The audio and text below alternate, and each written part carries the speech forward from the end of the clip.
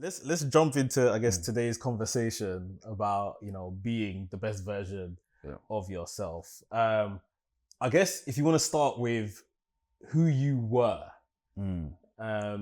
whether it's pre-marriage, pre-kids, and like how you feel like you've evolved and developed since then. I felt like I've had to fit in with the times, man. If you guys knew before, like, I was very private. Like, when it comes to Instagram, like, I'll post my pictures and move on.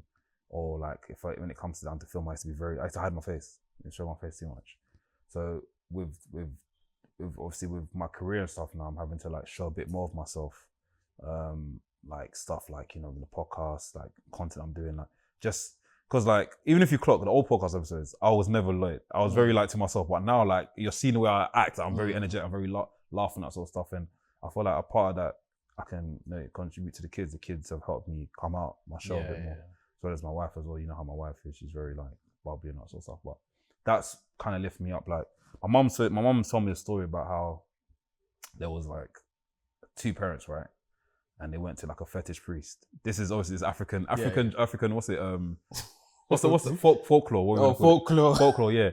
So they both went to a fetish. We love a bit of folklore. Just to be fair.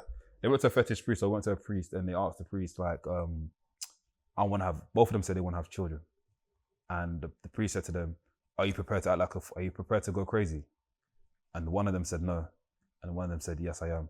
And she had a kid. Wow. so then she was, obviously that's the life. Parenthood is crazy, So the mom told me that story, I was like, oh, okay, cool. That's a good way to put it. But yeah, man, before that, just getting on with it. I spent a lot of time to myself, as well as a lot of time with my missus.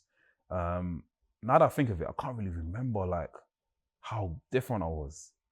It's crazy. Do you get what I mean? Because I'm still trying to like, I feel like with me and my wife here, we're parents, but when we're outside of the kids, it's Lloyd and Ria. And it's nice. Like people will look at me like, oh, you have kids? I'm like, yeah, we've got 2 kids. Like, oh shit, I didn't know that. But when we're at home, it's a different thing, man. Yeah. I get that reaction a lot with people, like, oh, you've got 2 kids, and they from there they're already kind of calculating how old are you? How old? Yeah. And I don't know. Sometimes then the next question is when you tell them the ages of the children, and my children are one is 1 year old as of time of recording, one's 6. I feel like they expect maybe a teenage child if you tell them you've got children. I don't know, you done something back in the day, and this is what you've got, sort of thing. But yeah, they're kind of surprised. But I mean, for me, it was 7 years ago when I got married. So who I was before that, you just had to look after yourself. Yeah. That was it. I was just making sure that I was, I guess, a man that my parents could be proud of. Yeah. You follow the school education line, go to university. Of course, you don't get a job from university because it doesn't guarantee you anything. Is that the biggest fraud?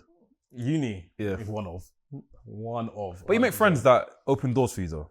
Met your wife. Met your wife. That's how I met my wife. And I always say, I think I said at my wedding, like, that is the one thing university gave me.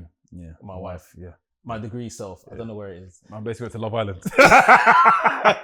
I'm joking. Bro, I had to ask my mom the other day, is my degree in the house? Because in her house, I don't know where it is. Yeah. Gave me some new friends, which are, friends till this day. Gave me my wife.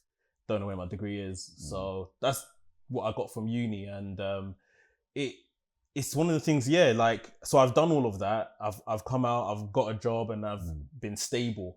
And I guess as parents, what our parents have come from abroad and they've made their life here, it's almost like that's all they want their child to do, their son to do. You've ticked them boxes, and it's like, okay, cool. I can chill now. I can relax. He's not a jailbird. He's not this. He's not that. And I feel like you, as a firstborn as well, I've always felt like I'm just, not that I'm just living for the expectation and to set the standards. You're the cloud that rains down and everyone has to. I can't mess up. You can't. I can't mess up. Yeah. And in the past where I have messed up and got in trouble or something like that, like I got suspended from a school, I got expelled from a school. It's like bro, what are you doing? And you can just see the disappointment on your parents' faces because they feel like they're failing. Like if this is the firstborn and this is how he's behaving, what hope does the rest of these lot have? So yeah, I think just kind of transitioning from being, I guess, almost having to live your life to kind of appease others, if you like. Now I'm very much like making sure I'm doing things for others and supporting the ones I've got at home. And yeah, there's a lot more work. Obviously, all of us, we can always still get better and transition into, you know, the optimal version that we want to be. But yeah, right now I think I'm in that moment of transition and realizing things and trying to become even better person, better father, etc., etc. And all that happens with time. Like, life is a journey, innit? And with a journey, like you go on different experiences, you see different things, and it's like it opens your eyes and you be like, you know, imagine if you had a life where it was just the same thing all the time, no experience, nothing, bro. We wouldn't know. You know what I mean? We wouldn't know. But it's nice that we're able to go through different things, see different things, and just help us, like, you know, get better at stuff. So and as a parent, we're still learning. There's new things that pop up. For example, my son had this thing. I'm sure you probably relate as well. My son had this thing a couple like years ago where he was like ill, then he started to faint, just like blackout. So I'm like, I looked at her, I was like, is there a manual for this part? Is there really a manual for this part? Because I don't know what's going on. What do we do? Called the ambulance, took the ambulance. Ambulance even though the hospital didn't know what it was. And eventually as time goes on, it goes. So it's like, just learning new things, man. Learning how your kids are. Like, then with that, it takes you to another level of parenthood. Like, is there any wrongs or rights in this evolution? How you mean? Is there a right way to evolve?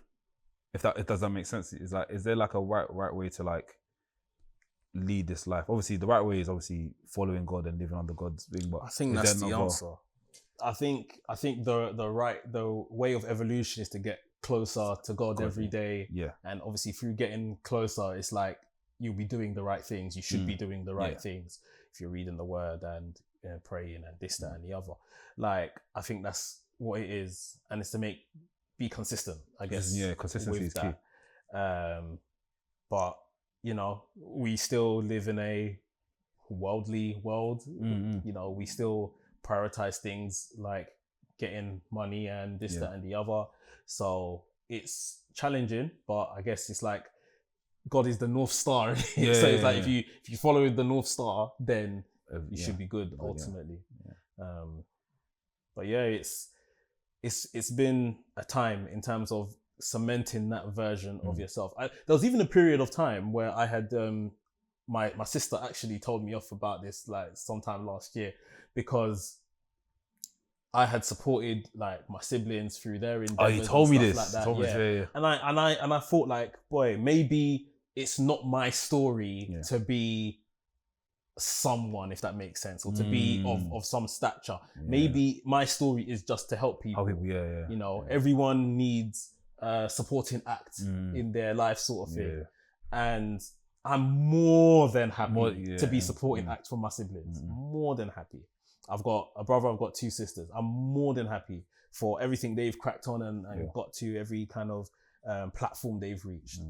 But then I remember speaking to one of my sisters, it's like, this is the role I'm supposed to play, I guess. Like, this is it. And I'm cool with it because it's you lot that I'm pushing up and, you know, promoting and pushing forward. She said, no, like, just, your story, your time when everything will come, sort of thing. Stop kind of putting yourself down and thinking that you're just meant to be here helping people, sort of thing, innit? Like, and of course, there's nothing wrong with helping people, but it's just a case of there is, you know, timing and everything like that. And are you doing the right things to make sure that one day you get put on that thing? And that's the way it comes back to you when it's being the best version of yourself. Like, I feel like it's like, we know, for instance, I want to look better. I have to go to the gym, sort of thing. Are you going to the gym? Or are you just moaning that you don't look good? You see what I mean? Like, you have to eat well and all of these kind of things. So, and it's about preparing for it. Like, you have to be ready. So, I feel I'm in that season of transition. And looking after myself, looking after things better to get to where I need to get to.